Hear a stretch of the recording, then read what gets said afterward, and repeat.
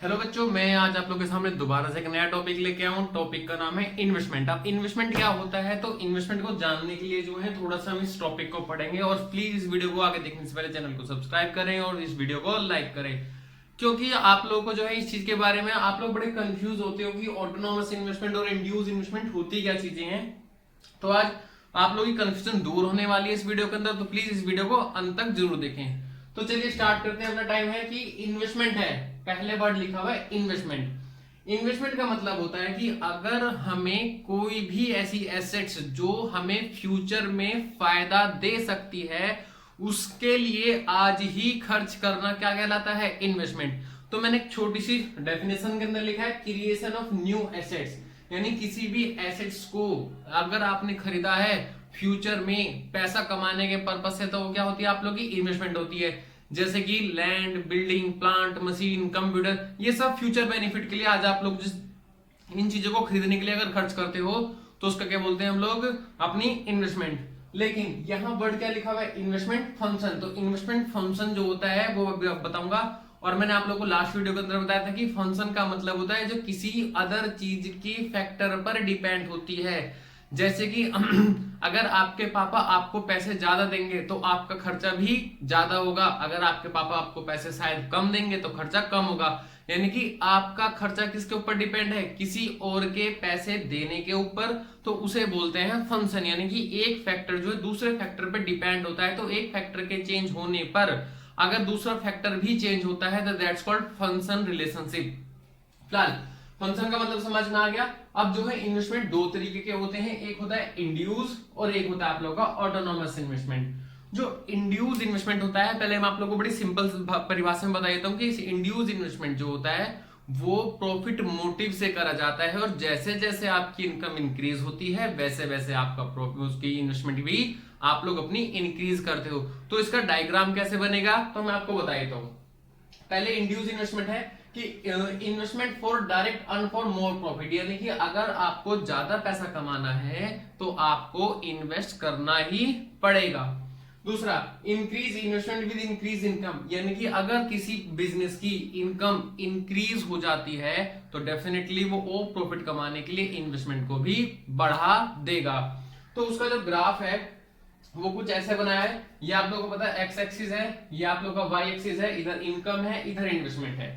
ठीक है, अगर आपकी इंक्रीज धीरे धीरे देखो इंक्रीज होती जा रही है, इधर इस साइड इंक्रीज होगी तो आपकी इन्वेस्टमेंट भी इंक्रीज होगी। तो इन दोनों के बीच में जो ग्राफ बनेगा वो कुछ इस तरीके से बनेगा। अगर आपकी इनकम यहां हो गई तो आपकी इन्वेस्टमेंट भी ज्यादा हो जाएगी। कुल मिला के इसका ग्राफ कैसा बनेगा, अपवर्ड इसका ग्राफ बनता है। और ये जो है वो प्राइवेट सेक्टर के द्वारा किया जाता है, क्योंकि गवर्नमेंट जो प्राइवेट सेक्टर होते हैं वो केवल प्रॉफिट मोटिव से ही अपना बिजनेस चलाना चाहते हैं, और अगर उनका बिजनेस प्रॉफिट नहीं होता तो अपनी बिजनेस को क्या करेंगे, बंद कर देंगे। तो ये तो हुई बात हमारी इंड्यूस इन्वेस्टमेंट की। अब जरा बात कर लेते हैं हम ऑटोनोमस इन्वेस्टमेंट की। तो ऑटोनोमस इन्वेस्टमेंट होती क्या चीज है, तो भाई ओनली सोशल मोटिव, यानी कि केवल अपने, यानी कि जो होता है ना जैसे कि पेंशन देना, पेंशन के साथ में इनमें वो रोड बनवाना, इनसे प्रॉफिट मोटिव गवर्नमेंट का इतना ज्यादा नहीं होता। कहीं ना कहीं सिर्फ और सिर्फ सोशल बेनिफिट देने के लिए जो इन्वेस्टमेंट होती है वो गवर्नमेंट के द्वारा करी जाती है। बिजनेस सर गवर्नमेंट की इनकम हो या ना हो, जैसे कि अभी लॉकडाउन के दौरान बिजनेस गवर्नमेंट की इनकम कितनी है, जीरो है, लेकिन कहीं ना कहीं उसका खर्चा कैसा है, बराबर है।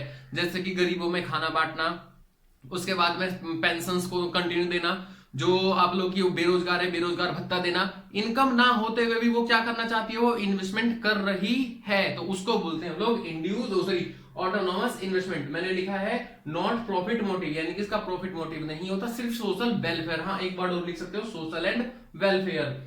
दूसरा लिखा नॉट इफेक्टेड बाय इंक्रीज और रिड्यूस इनकम, यानी कि आपकी इनकम ज्यादा हो या कम हो, ये एक ऑटोनोमस इन्वेस्टमेंट है जो कि गवर्नमेंट के द्वारा एक और सभी स्टेजों पे क्या किया जाता है, बराबर किया ही जाता है, चाहे प्रॉफिट ज्यादा हो चाहे। मैंने ये नहीं बोला कि गवर्नमेंट जो है इन्वेस्टमेंट जो है पैसा कमाने के लिए नहीं करती है, लेकिन हम क्या पढ़ रहे हैं, ऑटोनोमस इन्वेस्टमेंट।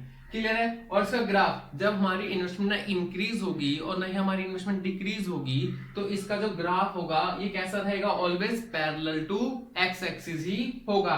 दूसरा, ये किसके द्वारा करा जाता है, ये प्राइवेट सेक्टर के द्वारा नहीं किया जाता जनरली, ये ऑलवेज किसके द्वारा किया जाता है, गवर्नमेंट सेक्टर के द्वारा। Thank you.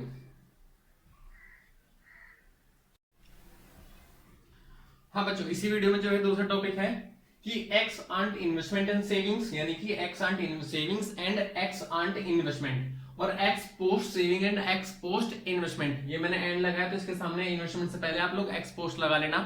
तो इसी के बारे में भाई, एक्स आंट सेविंग कहने का मतलब है कि अगर आपके परिवार की इनकम अब धीरे धीरे इंक्रीज होने वाली है तो आप कहीं ना कहीं अपनी इन्वेस्टमेंट और सेविंग को भी इंक्रीज करने के बारे में विचार जरूर करेंगे, और इसी पूरी प्रोसेस को बोलते हैं हम लोग एक्स आंट सेविंग। जबकि एक्स पोस्ट का मतलब पोस्ट ऑलरेडी पास्ट में जा चुका है, यानी कि पिछले एक साल के दौरान या करंट ईयर के दौरान आप लोग किसी चीज को कितना कमा लिया है या आपने कितना बचा लिया है अपनी दी हुई इनकम के अंदर, उसको बोलते हैं हम लोग एक्स पोस्ट।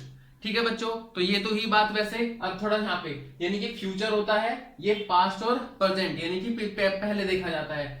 इसमें करते हैं हम प्लान, यानी कि सोच रहे हैं, यानी कि सोचेंगे कि अगर इनकम इंक्रीज हो गई तो यार ऐसा ऐसा कर देंगे।